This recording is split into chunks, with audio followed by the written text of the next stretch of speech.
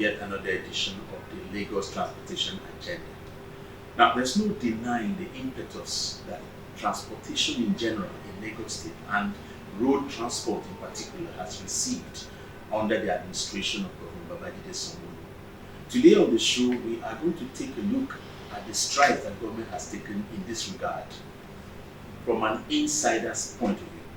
On the show with me today is the special advisor to the Lagos State Governor on Works and Infrastructure in the person of Engineer Aramide Adeyoye. It's a privilege to have you on the show. Nice to have you as well. Thank you. Engineer Aramide Adeyoye will be speaking to the strides of the Lagos State government in road transportation, infrastructure, when Lagos Transportation Agenda returns after this time out. Please don't go away.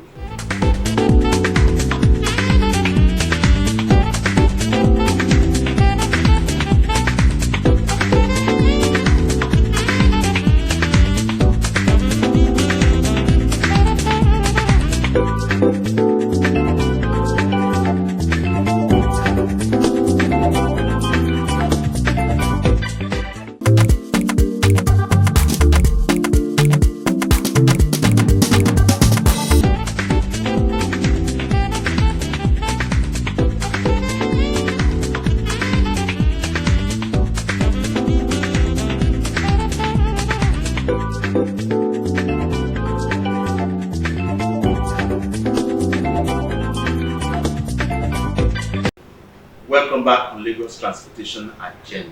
Today we are looking, as I said in my intro, at the strides of the Lagos State government in road transportation, infrastructure, and its projections going forward with Engineer Aramide Adeyoye, who is a special advisor to the Lagos State government on works and infrastructure.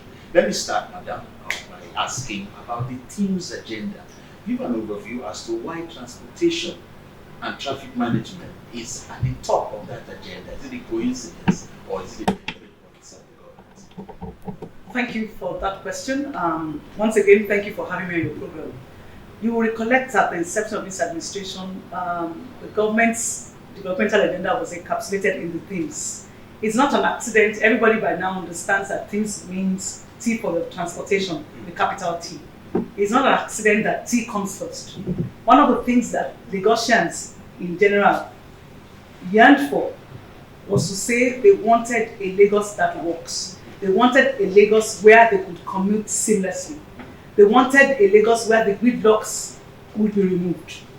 3-4 years back, so 4 years ago, in 2022 now, so in 2018, just before the elections, they identified quite a number of problems that they would want resolved.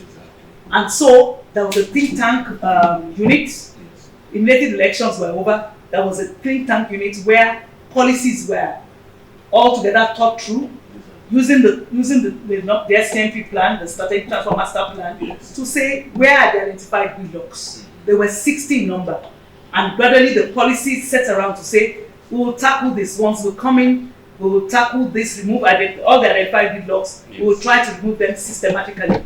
In addition, we will reduce congestion on the roadway. So the waterways will be an option for investment that we will look into. The roadways that were pothole reading, we will try to transform them and have a maintenance policy well defined put in place. We will identify new routes or new alignments to open. In addition, we will coordinate in such a way and manner that the intermodal transport system begins to work. So those are all of the policies around transportation. Transportation is huge. Rail, and I keep saying it, you can never build enough roads. Exactly. You cannot move over 1 million passengers a day on the road and not expect chaos with the network of roads that we have. But if we have the rail, we can move more and we can move seamlessly and efficiently. So the rail also was one thing that we also wanted to finish, the blue line. But 3 years down the line, we have not only gotten the blue line, we have also had the red line. So we've had the benefit of that. The gridlocks also have been knocked. Some of the gridlocks, most of the major ones, have also been removed off. And the new alignments have been identified and we started working on them. Some were completed, some are ongoing. And I think that's why. So it's not an accident, it's a deliberate policy that has been thought through and which we are implementing to the letter. Okay, one of the major concerns, at least so far, from the feedback we get from listeners, is the status of inner city roads as they connect to the main roads and as they ease as access, across the town, and as they impact on the lives of the residents of those inner city areas.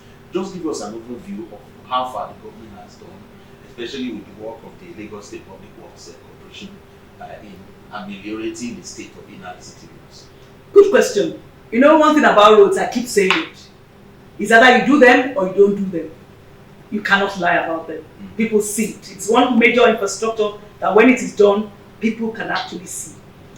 And so for the inner roads, we have done, the Public Works Corporation, we have done about 632 roads that we have either completely rehabilitated as new, yes, or we have done sectional rehabilitation or a full pavement rehab. Yes. So 632 roads. Of course, by doing that, what it does is it makes connectivity much easier. Yes. Even the last 3 months, across different LGAs, we have worked on particularly some bad roads in Oshodi local government, Stella Solanke. I know Boanite Road also.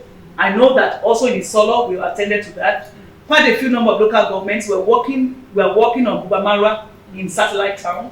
We're working on Old Ojo Road, because a lot of people say, we concentrate. And one of the policies of this state of this administration is do not leave anyone behind. Yes. And so the developmental strides that we're doing is all across the local governments. So we look at them across the 20 LGAs, identify the major roads, and let public works begin to do the inner roads. So PwC has done quite a lot of number of inner roads, 632 in all, aside from what the Ministry of Works has done the last 3 years. To date, we have done, of the 240 projects from 2019 to date, we have finished 89, we have completed 89 projects, 89 new roads, 151 are also ongoing. So we have a total of 240 projects, of which we have finished 89 and 151 are still ongoing. In total, we have added about 115 kilometers to the network of roads in Lagos. And that's a lot of mileage in 3 years. Exactly. By the time we have finished all the other projects, we will have succeeded in adding 660 kilometers in addition to the 115. So that's a quantum we have done, yes, and we can still do much more. In the next few weeks or months, we should be commissioning quite a number of routes that are ready for commissioning, about 12 or 13 of them across different LGAs. In Ikorodu, we should be able to commission Obase Kumade. In Surulere, we should be able to commission Jimo Odutola. In Shomolu, we should be able to commission some roads. In Aderomi Felodu, we should be able to commission Bakadoso. Bakadoso is one connecting road that leads into the Apapa-Oshodi Expressway. And that's a road that has been bad for many years. That is done dusted. So quite a number of roads. We should be able to commission the Lekki-Epe Expressway, the almost 19 kilometer stretch from Eleko Junction backwards into Epe. We should be able to commission sections 1, 2, and 4 of the Epe network of roads, arterial routes. The last administration had only done the drains and the binder in some places. So what this administration has done is to finish all of the wearing costs, because even if you do a binder without sealing up with the final layer, that road is as good as being finished, because in no time it will deteriorate. So what we did was to go back, seal up the whole places, and then take Okoyibo, the segment 5, and also try to complete that. That we have done. So the next few weeks you see us commissioning all of those segments 1, 2, 4, and 5 network of roads, aside the 19 kilometers in rigid concrete pavement. A lot of people might wonder why did we decide to do that that road, invest that much money there.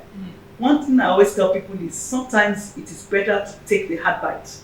When you take the hard bite and you know that you have done something that is going to be sustainable, it reduces your cost of maintenance on the long run. So it's about life cycle costing. What do you want to do now so that you don't go back there again? And also given the fact that the deep sea port is something, it's an investment together with the private sector that we have gone into. And if we need to evacuate the goods from the cargoes, the goods coming out from the port swiftly, then of course the road infrastructure has to be improved, top notch. So it was something we decided to do, and we decided to create the 3-lane dual carriageway so that anybody coming out, once you get to Eleko, you can just take the road out, you're out to Epe to Jebode, so you're out of Lagos. That's one thing that we have done. And we foresaw that We told ourselves we must do this quickly. In 18 months, we finish that road in concrete pavement and it's over. So we're going back to the next 18 kilometer from that Elepo back towards Adeyoye. That's what we're already on it as I speak. Right. So it's not an accident that we're investing heavily on that. The same way that we invested on this same kind of rigid pavement in some of the major arterials in the city. You recollect that when we came in 2019, nowhere was spared, including the famous Ikorodu Road. The underpass, the Independence Tunnel, Oriolaro underpass of it, was something that defied solution. Every year, the perennial flooding, the rainfall, and the depression and it's simple, there was a fundamental problem. There was a drainage problem there. Until you fixed it, there was no way you would do. And then given our habits, because those were conduit systems. Yes.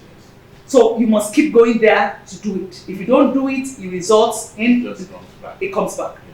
And so one of the things that we did was ensure that you would clean, you institute in place a maintenance culture that you keep flushing the system, done through Lamata. Then you also will change it to a pavement that you know that the pavement is protected, even if at all the maintenance pattern is not adhered to. And so that's what we did. We did that all the stretch down to Mount 12. Exactly. So that's why you don't see the pothole on that stretch of the roadway anymore. So we've done that across all the LGAs, done some major arterials just to improve the road network.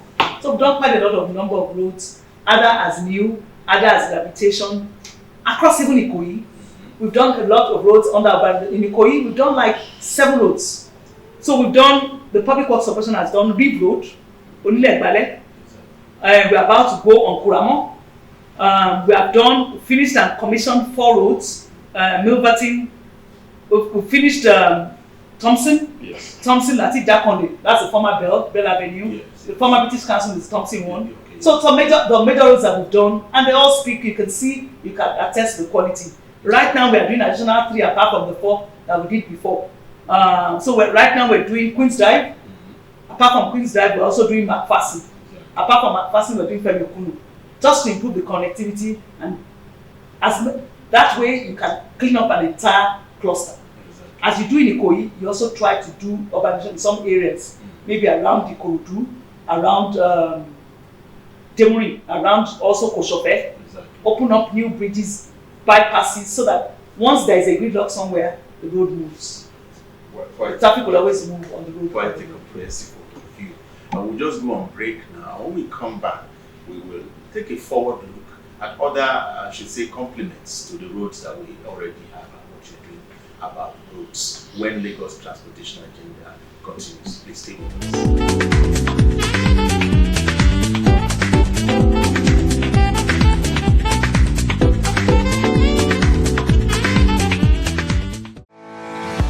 Great economies are built on good transportation network. This is why Lagos State Government through Lamata has been working tirelessly to enhance the state's transport infrastructure and implement the Strategic Transport Master Plan (STMP) for Lagos and create a world-class transport network for the metropolis. The STMP would deliver 6 rail lines, 1 monorail, 14 BRT routes, 26 water transport routes, 3 cable car routes, and several road interventions to promote the integration of the transport modes. When all these projects are completed, there will be lower emission, leading to better health for all, lower road crashes, better quality of life, and faster economic growth. With the BRT already running in some corridors, jetties being upgraded, and rail line from Okokomaiko to CMS coming on board soon, life of Lagosians in the face of Lagos is changing every day. A healthier and more prosperous Lagos is in the making, and Lamata is driving it. Lamata, keeping Lagos moving. If you're just joining, it's the Lagos Transportation Agenda, and I have with me in the studio the articulate special advisor to the Governor of Lagos State on Works and Infrastructure, Engineer Aramide Adeyoye. Engineer Adeyoye, just before we went on break, we were talking about the synergy between your department, your ministry, and that of relevant ministries that are also involved in this ecosystem of transportation. So can you just shed more light on that synergy? Thank you. So I would say this, when we came on board, one of the first set of things that we did as a ministry was to get the SOPs, the standard operating procedures for this ministry, get it right. Even our relationship with other MDs for synergy purposes. Our relationship with the Office of Drainage Services, with the Ministry of Transport, with the Electricity Board, with Energy, so that we get our sign-offs and put them, document them and put it in place. That way we ensure a proper quality assurance and quality control on our overall output, and a QMS, a quality management system, on our processes. Yes. So the Ministry of Transport is one agency that we've always partnered with.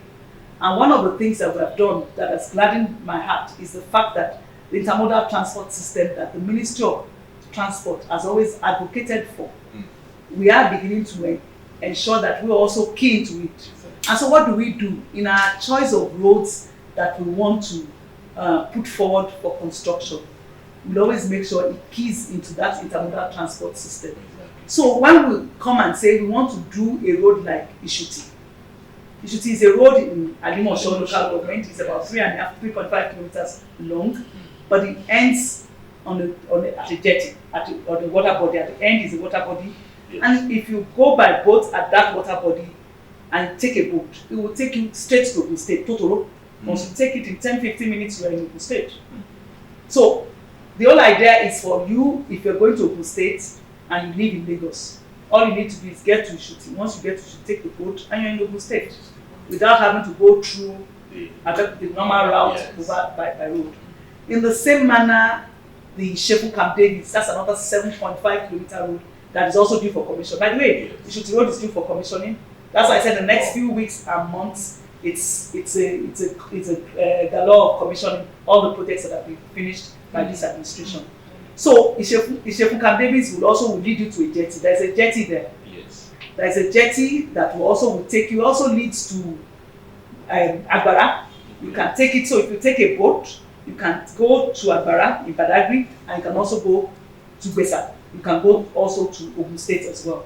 So those two roads speak to intermodal transport system. The same way Obashe Kumade is also another road that speaks to intermodal transport system.